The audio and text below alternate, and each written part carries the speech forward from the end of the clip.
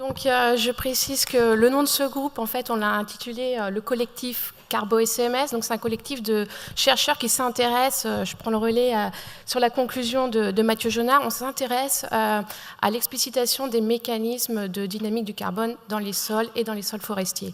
Donc, l'exposé que je vais vous présenter résulte en grande partie des travaux qui ont été menés par ce collectif. Voilà, donc je vais vous rapporter, moi, plutôt l'état actuel des connaissances sur les mécanismes de dynamique des matières organiques dans les sols, précisément les sols forestiers. Je vais ensuite essayer de voir avec vous comment les pratiques de gestion peuvent impacter ce stock de carbone dans les sols, si on peut l'augmenter tel que le prône l'initiative 4 pour 1000. Et puis, on verra ensuite comment est-ce qu'on peut essayer de prédire ces évolutions de stock de carbone, notamment en s'appuyant sur les données du réseau Nécophore. Donc, comme vous pouvez le voir sur cette diapositive, les sols forestiers stockent de l'ordre de 80 tonnes de carbone à l'hectare dans leurs 30 premiers centimètres. Ceci, c'est pour les territoires métropolitains. À ces 80 tonnes de carbone à l'hectare s'ajoutent environ une dizaine de tonnes de carbone dans la couche organique de surface, que vous appelez peut-être humus ou couche de litière. Moi, je vais l'appeler couche organique de surface. Les prairies stockent donc à peu près la même chose dans leur sol, le sol minéral, et vous pouvez remarquer que les sols agricoles, eux, stockent beaucoup moins, donc de l'ordre de 50 tonnes de carbone à l'hectare. Alors, on va voir ensemble quelles sont les sources de carbone dans les sols et puis qu'est-ce qui arrive à ce carbone qui entre dans les sols. Donc le carbone entre dans les sols par rapport de litières aériennes, mais également les litières souterraines. Mathieu Jonard en a parlé. Donc les racines fines qui meurent et puis également les exudats racinaires. Ce carbone d'origine végétale est utilisé par les organismes vivants du sol qui le transforment pour produire du CO2 ou alors pour créer leurs propres métabolites. Les résidus végétaux, les métabolites des micro-organismes vivants sont ensuite, potentiellement, ils peuvent être stabilisés dans les sols par interaction avec des structures minérales, les minéraux. Donc soit ils sont encapsulés dans des agrégats ou alors ils peuvent être sorbés sur les surfaces minérales. Alors, je ne vous ai pas parlé ici d'un processus dont vous avez peut-être entendu parler, qui était le processus d'humification. Donc je ne parle pas de la couche organique de surface que vous connaissez peut-être comme le terme humus, je parle d'un processus de décomposition des matières organiques du sol qui s'appelle toujours l'humification. C'est un concept qui a eu beaucoup de succès pendant des décennies, qui considérait en fait qu'au cours de la décomposition, les molécules s'assemblaient au fur et à mesure, les fragments en cours de décomposition s'assemblaient pour former des grosses molécules denses qu'on appelait les substances humiques et qu'on pouvait d'ailleurs extraire par des extractions séquentielles dans des milieux acides puis basiques. On appelait ça les acides fulviques, les acides humiques et les humides. En fait, les progrès analytiques d'observation des matières organiques ont permis de démontrer que ce concept était faux, que ces grosses molécules condensées qu'on pensait voir par les extractions dans les acides et les bases, en fait, étaient créées artificiellement en raison de la force ionique de ces acides et de ces bases. Et qu'en fait, c'était des petits composés en cours de décomposition qui formaient des assemblages supramoléculaires, mais de façon artificielle. Donc aujourd'hui, en sciences du sol, ce concept d'humification est révolu et on sait que la matière organique se dépolymérise au cours du temps. Voilà. Alors on va revenir sur les différents processus, on va les examiner ensemble et on va voir comment notamment ils impactent le stock de carbone dans les sols forestiers. Donc on va d'abord s'intéresser aux entrées de carbone dans les sols forestiers. Les sols forestiers sont structurés en horizon en raison du non-travail du sol et la couche de surface, la couche organique de surface a pour source les apports aériens des litières, mais également des apports racinaires parce qu'il y a des racines dans la couche organique de surface. Donc je vous ai dit qu'il y avait environ 10 tonnes de carbone à l'hectare dans cette couche organique avec de très fortes variations. Et en moyenne, le stockage dans cette couche est de l'ordre de 3 ans. Bien entendu, c'est très variable, ça dépend des composés, des organes végétaux qui sont dedans. Une feuille va se décomposer plus vite qu'une branche, par exemple. Dans la couche de l'horizon, du sol minéral, les apports sont principalement des apports racinaires, bien entendu, mais il y a aussi des transferts verticaux depuis la couche de surface. Ça peut être soit sous forme soluble, soit en raison de transferts par la faune du sol, si les conditions du sol, le pH, permettent l'existence de ces organismes fouisseurs. Dans les horizons profonds, donc, on a 80 tonnes de carbone à l'hectare, et je pointe du doigt le fait ici que la durée de stockage est de l'ordre de 50 à 200 ans. Donc les processus de renouvellement des stocks de carbone sont extrêmement lents. Et je rebondis sur le commentaire de Mathieu Jonard qui disait on n'est peut-être pas encore à l'équilibre dans les placettes qui ont été afforestées récemment. Si elles étaient anciennement sous culture, avec 50 tonnes de carbone à l'hectare, eh bien, ça va prendre plus de 100 ans d'arriver au stock à l'équilibre de 80 tonnes de carbone à l'hectare sous forêt. Donc, on n'est peut-être pas du tout encore à l'état d'équilibre. Alors, on va s'intéresser, maintenant qu'on a vu les entrées, on va s'intéresser au rôle des organismes vivants, comment ils vont modifier ces matières organiques. Je vais vous parler en premier lieu de la faune du sol et comment elle impacte le stock de carbone. La faune du sol a deux actions antagonistes. Pour partie, elle favorise la minéralisation des matières organiques dans le sol en fragmentant les débris végétaux et aussi dans le passage dans le tube digestif de la faune, il y a mise en contact avec des enzymes, avec des bactéries et donc dépolymérisation et minéralisation des produits organiques. En parallèle, la faune du sol inclut les débris végétaux dans des structures biogéniques que vous avez à l'écran ici. Et donc, ça produit des agrégats qui vont protéger les matières organiques de l'action des décomposeurs. Également, la faune du sol, quand elle est fouisseuse, elle enfouit les matières organiques en profondeur. Et en profondeur, il est connu que les conditions vont être défavorables à la décomposition. Enfin, les organismes vivants, je vous l'ai dit tout à l'heure, synthétisent leurs propres métabolites et la chimie, la structure chimique des molécules produites par les organismes vivants est différente de celle des végétaux, et elle favorise la rétention de ces molécules sur les surfaces minérales. Donc elles sont plus stabilisées globalement. Alors, outre la faune du sol, bien entendu, les organismes très importants dans la décomposition des matières organiques sont les micro-organismes. On ne les voit pas, mais ils sont là et vraiment importants. Le graphique en haut ici vous montre l'abondance relative des champignons par rapport aux bactéries sous différents usages. Vous pouvez remarquer que dans les sols forestiers, les champignons sont relativement plus importants que les bactéries. De même, dans les forêts sous conifères, les champignons sont encore plus abondants que dans les forêts de feuilles. Alors donc, on a des champignons plus importants dans les sols forestiers. Ils ont une autre spécificité qui concerne les apports, que je n'ai pas évoqué tout à l'heure, c'est que les apports végétaux en forêt, c'est pour 30% de la lignine. Et une lignine, c'est une molécule très particulière. Elle est représentée à l'écran ici. C'est une molécule relativement dense, composée de cycles aromatiques, avec plein de types de liaisons chimiques différentes. Et pour un organisme, pour décomposer ça, il faut vraiment avoir plein d'outils qu'on appelle les enzymes très différentes. A contrario, ça, c'est de la cellulose, donc c'est le composé majoritaire des feuilles, et puis qu'on trouve également dans les systèmes agricoles. Vous voyez, c'est un motif répétitif d'une structure, en l'occurrence le glucose ici, et il suffit d'une ou deux enzymes, donc les outils, les ciseaux, des décomposeurs, pour dégrader cette cellulose. Donc beaucoup plus facile à dégrader cette molécule que la lignine qu'on trouve, elle, en abondance dans les forêts. Mais il se trouve que les champignons sont parmi les rares organismes à pouvoir décomposer la lignine. Et finalement, bien qu'on ait plus de lignine apportée dans les sols forestiers, on n'a pas plus de lignine dans les sols forestiers que dans les sols agricoles. Alors, on va passer désormais au rôle des structures physiques dans la protection des matières organiques des sols et donc dans la genèse d'un stock important de carbone dans les sols. Donc, je vous ai parlé des décomposeurs, des micro-organismes, et en fait, la structure physique du sol va réguler l'activité des micro-organismes.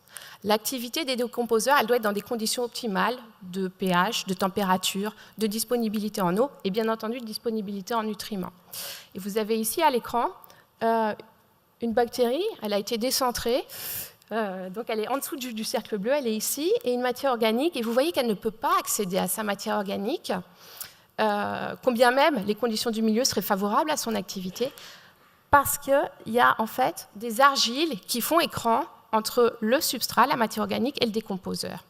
Donc même si les conditions sont bonnes, il faut qu'il puisse y avoir un contact direct entre les décomposeurs ou leurs outils, leurs enzymes, et le substrat. Donc il faut qu'il y ait une porosité dans le sol qui permette les interactions entre la matière organique et le décomposeur. Et on dispose d'outils actuellement type scanners médicaux qui nous permettent, comme vous pouvez le voir ici, de représenter le réseau de porosité d'un sol. Donc ça, c'est des images de scanners qui ont été imprimées. On a vu la porosité et on l'imprime par impression 3D. à une autre échelle. Là, on était à l'échelle des agrégats, l'échelle du micromètre. Je vais vous montrer également que les surfaces minérales ralentissent la décomposition des matières organiques. C'est une expérience ici d'ajout d'un composé organique très simple, du citrate, et on regarde la production de CO2 à partir de ce substrat en fonction du temps, dans un système contrôle, et puis avec ajout de différents types de minéraux. Et vous voyez que la production de CO2 par rapport au contrôle ici est ralentie par ajout des minéraux et que ça va dépendre des types de minéraux. Donc je veux souligner ici l'importance des différents contextes pédoclimatiques. En fonction des différents minéraux, vous allez avoir une atténuation de la minéralisation. Comment se passe cette atténuation? En fait, vous le voyez ici, à l'échelle, on est inférieur au micromètre ici.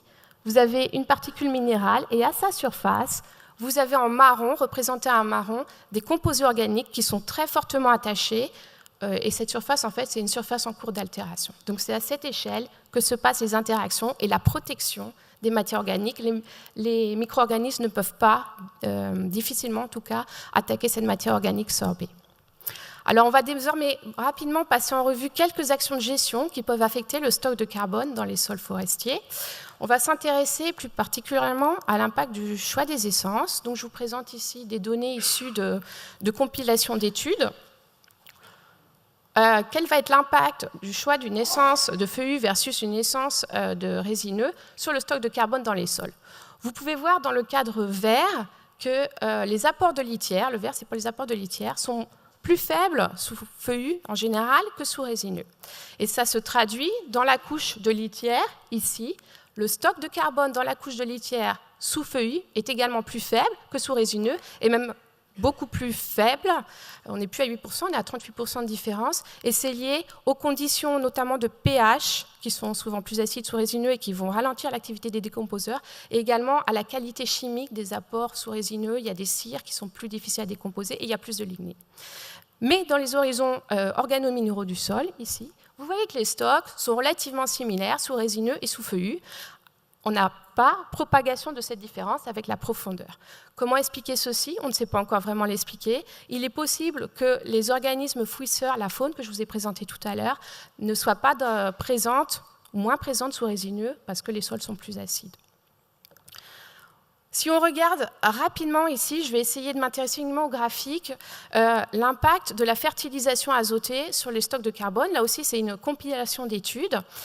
Vous vous rendez compte que dans des sites forestiers fertilisés, si on s'intéresse ici au stock de carbone, le carbone de l'arbre augmente, la biomasse de l'arbre augmente quand on fertilise, et le stock de carbone dans les sols augmente également. Comment expliquer ceci? Quand on fertilise, en fait, on observe en azote qu'il y a une extension, la production des racines a tendance à diminuer. L'arbre a moins besoin de produire des racines pour aller chercher le nutriment. Donc il y a moins de racines produites, il y a moins d'apport de matière organique fraîche sous terre. De surcroît, quand il y a l'azote disponible, l'arbre interagit moins avec les micro-organismes symbiontes pour aller chercher l'azote. Donc il y a moins de microbes, et ces microbes vont, du coup, en moindre nombre, moins minéraliser la matière organique. Donc globalement, cette étude montre que la fertilisation azotée des sols forestiers a tendance à diminuer la biomasse microbienne et donc diminuer le stock de carbone augmenter le stock de carbone dans les sols. Alors maintenant, comment prédire les évolutions de stock de carbone dans les sols? Nous avons, nous scientifiques, des outils disponibles pour cela. Utiliser des indicateurs qui vont nous prédire l'évolution, utiliser des modèles, comme Éric Dufresne l'a montré. Mais pour pouvoir utiliser des indicateurs et des modèles, il faut au préalable les valider. Donc vous avez eu une illustration des validations du modèle Castagna qui ont été faites sur le réseau René-Coffort.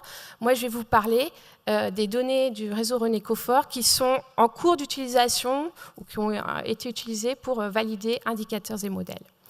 Mais je vais surtout vous présenter des travaux en cours. Donc voilà, moi j'ai la diapositive qui manquait à Mathieu Jonard, où on voit, voilà, c'est moi qui l'avais, je l'ai piqué, où on voit que donc globalement, donc c'était pour montrer les apports du réseau René-Coffort, le réseau d'observation, donc sur le stockage de carbone dans les sols. Donc on voit bien sur cette diapositive que le stockage est plus fort sur les plantations de résineux, à l'exception du Douglas, que sous feuillu.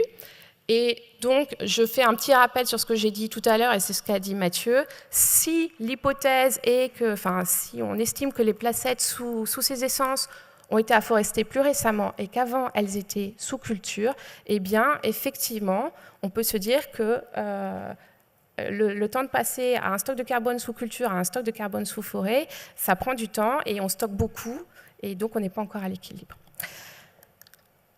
Donc, alors là, je vais vous parler des travaux qui sont en cours sur le réseau René-Coffort, de façon à prédire dans le futur, là c'était des mesures d'évolution de stock, mais à prédire dans le futur les évolutions de stock. Donc, il y a deux posters qui sont exposés dans le hall. Ce sont les travaux de Laure Soucé-Mariana-Dain. Et je vous invite à aller les voir. Elles présentent des indicateurs d'évaluation de la stabilité ou de la décomposabilité des stocks de carbone. Moi, je vais vous parler d'un autre indicateur, qui est l'indicateur de saturation en carbone des sols. Sur la base d'observation d'une relation linéaire que vous avez ici, entre la quantité de particules fines dans un sol et la quantité de carbone associé à ces particules fines, ça c'était dans des sites considérés à l'état stable. Donc sur la base de cette observation, les chercheurs se sont dit qu'il y avait une quantité maximale de carbone qui pouvait être associée aux particules fines et donc protégée par les mécanismes que je vous expliquais tout à l'heure. Ils ont donc de cette droite déduit une équation qui donne le stock maximal qui peut être protégé par les particules minérales. Et on peut donc, à l'échelle d'un territoire, comme ici à l'échelle de la France, quantifier la proportion de particules fines dans un sol, regarder le stock de carbone associé à ces particules fines et voir si on est en dessous ou à la valeur maximale. Si on est en dessous, ça veut dire qu'on a un potentiel de stockage additionnel, et si on met en place des pratiques vertueuses, on peut théoriquement stocker davantage. Donc les sites ici en France qui peuvent stocker davantage de carbone théoriquement sont en marron.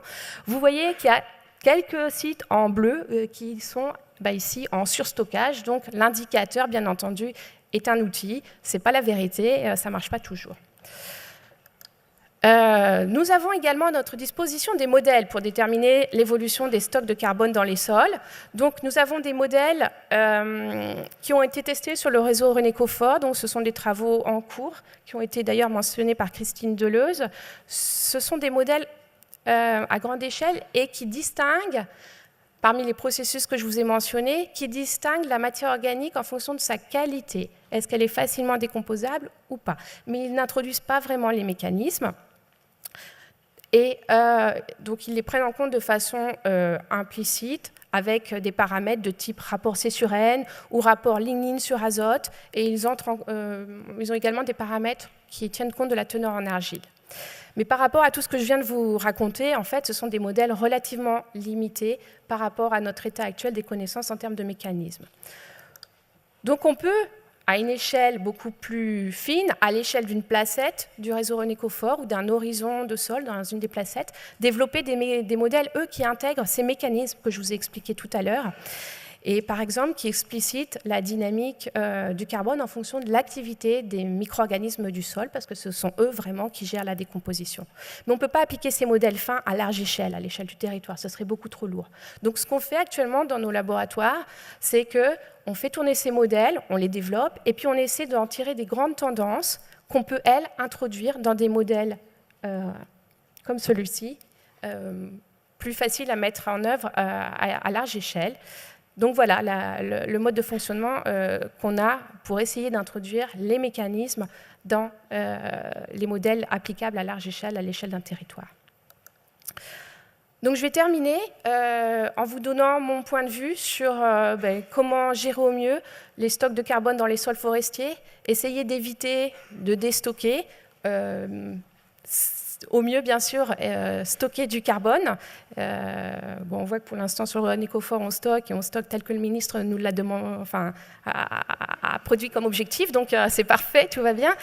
Donc, mes recommandations, au vu de nos connaissances sur l'état des mécanismes de séquestration du carbone dans les sols, sont de tenir compte du contexte pédologique, c'est très important. Je vous ai montré que les minéraux, le pH, tout ça, ça jouait sur la séquestration du carbone et l'activité du vivant. Donc il est essentiel de tenir compte du contexte pédoclimatique, y compris dans les horizons profonds de sol.